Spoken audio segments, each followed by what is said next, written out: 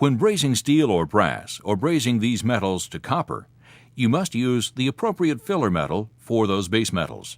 Never use a phosphorus-bearing alloy to braze steel. The joint will be brittle.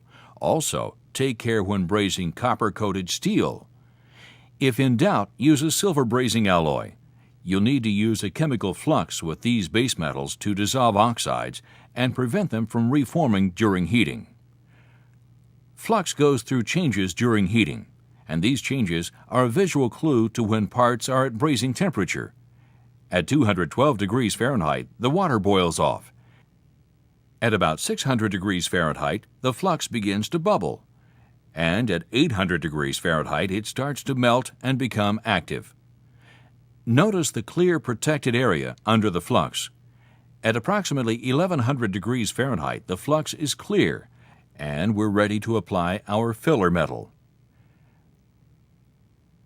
When brazing copper to steel, remember, steel does not conduct heat as rapidly as copper. Generally, directing more heat to the copper will bring both pieces up to temperature.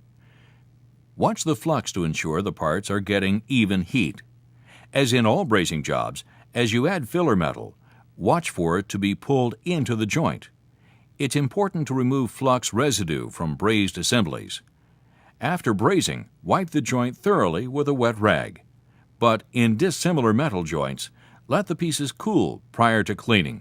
Otherwise, the different thermal contraction rates might cause the braze to crack. Refrigeration connections can be easily soldered at lower temperatures.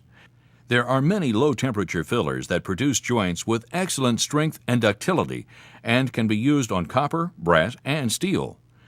The big advantage to soldering is that the low heat prevents scale buildup inside the tube, so a nitrogen purge is unnecessary. Also, you can solder near valves without applying a protective coat of gel.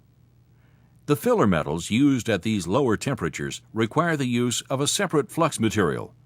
Be sure to clean all flux residue from the joints when finished.